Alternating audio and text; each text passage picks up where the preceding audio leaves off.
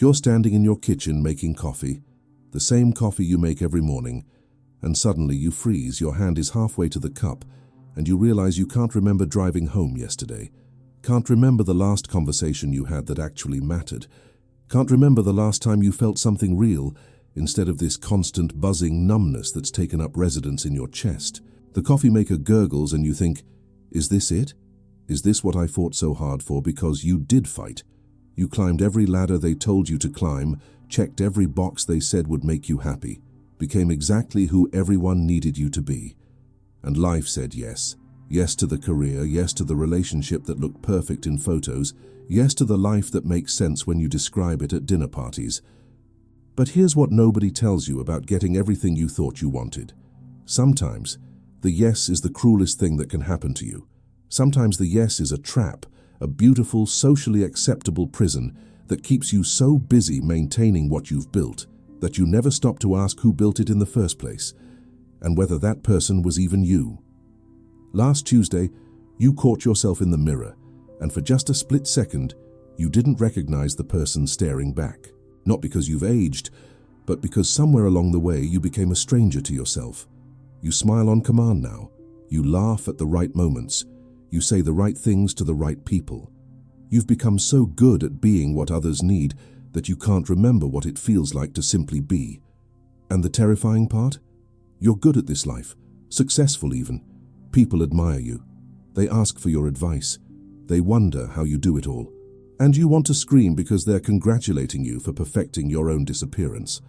Rumi knew this trap intimately. He was a respected religious scholar, a teacher, a man who had achieved everything his society valued.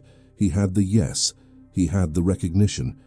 He had built a life that made perfect sense to everyone around him. And then Shams of Tabriz walked into his life and asked him one question that shattered everything. Are you alive because you're breathing, or are you breathing because someone told you that's what living looks like?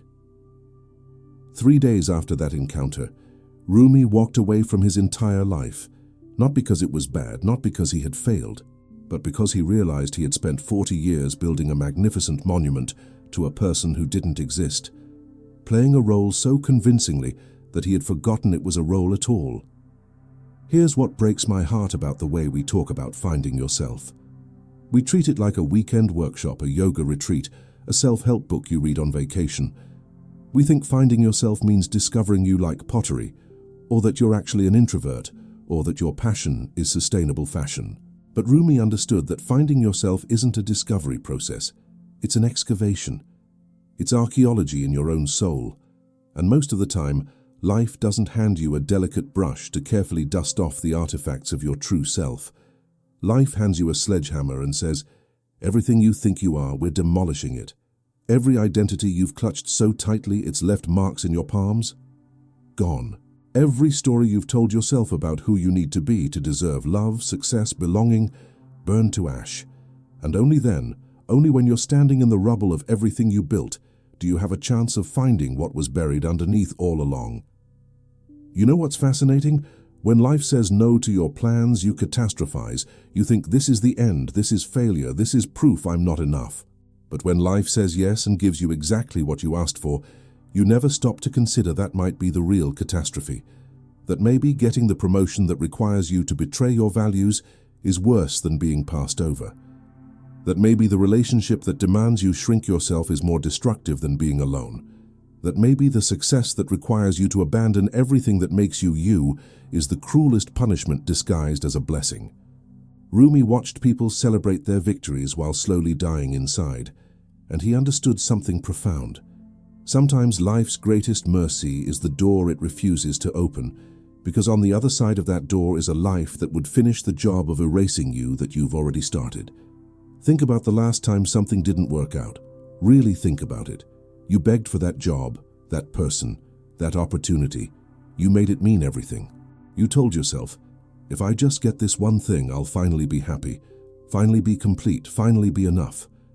And when it didn't happen, you broke. You questioned everything about yourself. But here's what you couldn't see then, and maybe still can't see now, that no wasn't life rejecting you. That no was life protecting the tiny, terrified part of you that was still alive beneath all the performance. The part that knew if you got that thing you were chasing, you'd never have a reason to stop running long enough to realize you've been running away from yourself all along. Rumi had a word for this, for the state most people live in their entire lives, ghafla.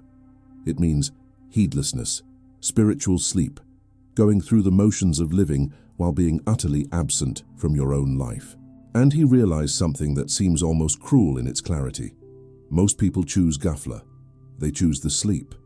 Not because they're weak or stupid, but because waking up is terrifying. Waking up means looking at the life you've built and admitting that maybe you built it for someone else's approval. Waking up means feeling all the pain you've been too busy to feel. Waking up means accepting that you've wasted years, maybe decades, chasing things that were never going to satisfy the hunger in your soul because they were feeding the wrong hunger entirely. There's a reason why every spiritual tradition talks about the dark night of the soul. It's not poetic metaphor. It's the mandatory admission price for anyone who wants to live as their actual self instead of a carefully curated version designed to make other people comfortable. And here's what they don't tell you in the self-help books. The dark night doesn't end. Not really. You don't wake up one morning suddenly enlightened, finally yourself, forever fixed. Instead, you learn to live in the question. You learn to tolerate not knowing who you are, while simultaneously being absolutely certain that whoever you've been pretending to be has to die. And life, in its brutal compassion, helps that death along by systematically removing everything you've been using to avoid yourself. Every job you don't get is life saying, stop outsourcing your worth to institutions that will never see you. Every relationship that ends is life saying, stop contorting yourself into shapes that fit someone else's needs. Every dream that crumbles is life saying, that wasn't your dream. It was your fear dressed up in ambition's clothing.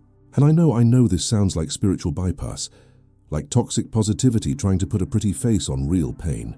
But stay with me here, because Rumi isn't asking you to be grateful for your suffering or to pretend the no's don't hurt, or to perform some kind of twisted acceptance of your own diminishment. He's asking you something far more radical. What if the pain isn't the problem? What if the pain is finally the truth trying to break through? You've been in pain for a long time now, haven't you? But it's been the wrong kind of pain. It's been the pain of constantly trying to be someone you're not. The pain of smile muscles aching from overuse. The pain of swallowing your truth so often that you're not sure you remember what it tastes like. The pain of watching your life from the outside, a spectator to your own existence. That pain you've gotten good at managing. You've built a tolerance to it. You've convinced yourself it's just how life feels for everyone. But the pain that comes when life says no, when your carefully constructed identity starts to crumble, when you can no longer maintain the performance. That pain you can't tolerate. That pain sends you into crisis. And Rumi would ask you why. Why can you tolerate the chronic, soul-killing pain of self-abandonment, but you can't tolerate the acute pain of self-discovery? Here's what I think nobody wants to admit. We're all terrified of finding ourselves because we suspect that our true self won't be enough. That beneath all the achievements and the personas and the roles, there's just this small, unremarkable person who doesn't deserve love or success or belonging unless they're constantly performing, constantly proving, constantly achieving. So we build these elaborate structures of identity, and we defend them ferociously because we think they're the only thing standing between us and complete irrelevance. And when life starts dismantling those structures, when it says no to our plans for who we're supposed to be, it feels like annihilation. It feels like life is trying to reduce us to nothing. But Rumi discovered something extraordinary in his own annihilation. He discovered that the nothing you're so afraid of becoming, that's not emptiness, that's spaciousness, that's freedom. That's the blank canvas that was always underneath all the paint, waiting for you to stop replicating someone else's masterpiece and start creating your own. When Shams disappeared from his life, taking with him the one relationship where Rumi had felt truly seen, Rumi could have rebuilt his old identity. He could have gone back to being the respectable scholar, the safe teacher, the man who fit perfectly into society's expectations. Instead, he let himself break completely. He wandered the streets weeping. He wrote poetry that scandalized his contemporaries. He danced in public. He let himself become exactly the kind of person he had spent his whole life being too dignified to be. And in that complete breakdown of who he thought he had to be, he found who he actually was. Not a religious scholar, not a teacher, not a role or a title or a position, but a soul on fire, a heart split open, a human being finally, devastatingly alive. You want to know what Rumi would say to you right now, standing in the wreckage of your rejected plans? He wouldn't offer you comfort. He wouldn't tell you it's all going to work out. He'd tell you to stop trying to put the pieces back together. He'd tell you that the person those pieces formed was always a construction, and constructions can be deconstructed. He'd tell you that life isn't saying no to you. Life is saying no to the costume you've been wearing, to the script you've been following, to the prison you've been maintaining with such dedication that you started calling it your identity. And yeah, it hurts like hell to have that torn away.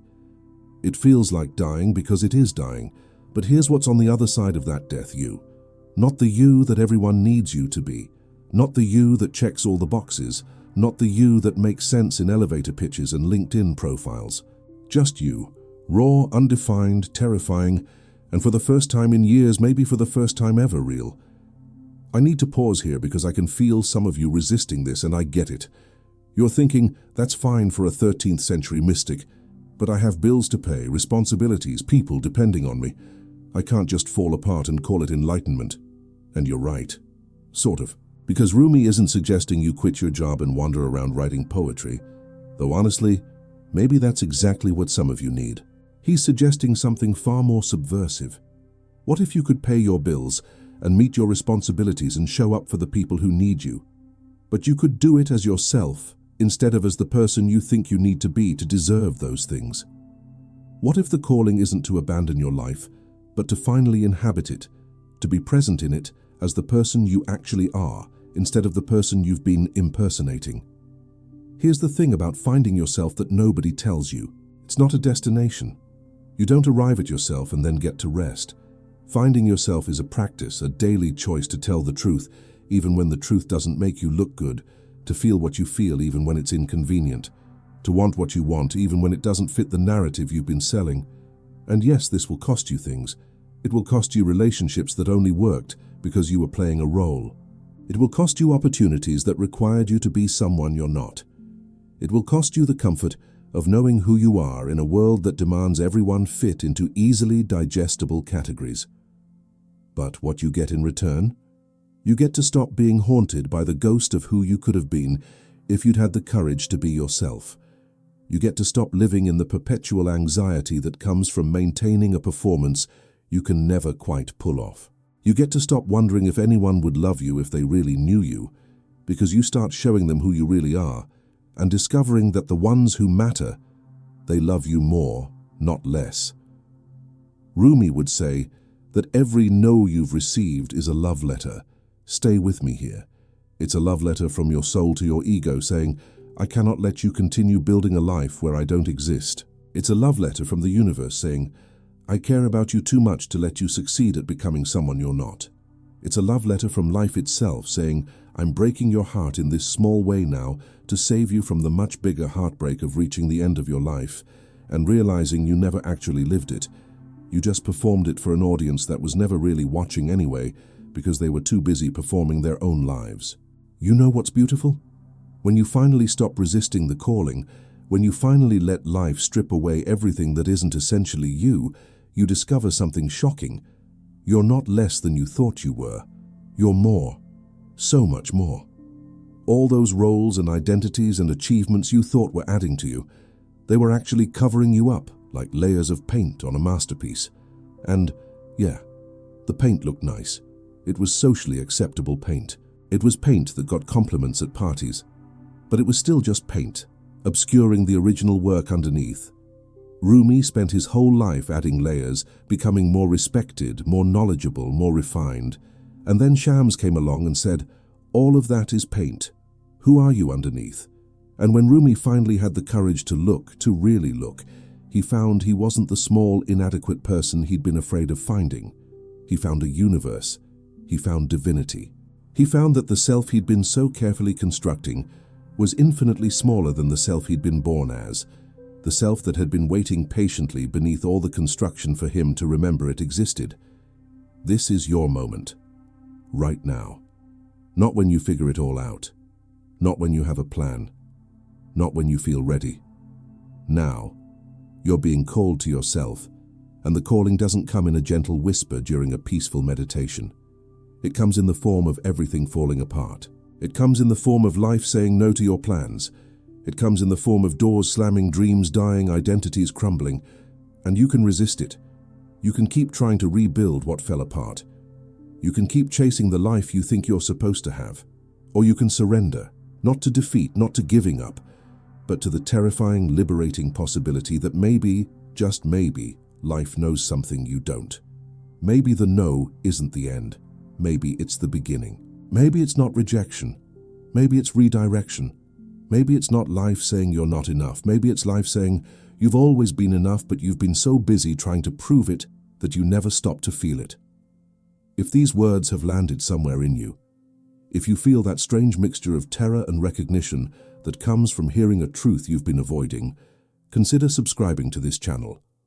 Not because I have all the answers, I don't, but because every week we're going to sit together in these questions that Rumi asked 8 centuries ago, questions that are somehow more relevant now than ever. We're going to explore what it means to live as yourself in a world that profits from your self-abandonment. And most importantly, you're going to discover you're not alone in this. There are thousands of people watching this right now who also can't sleep at 2 a.m. because they're finally admitting that the life they built doesn't fit anymore.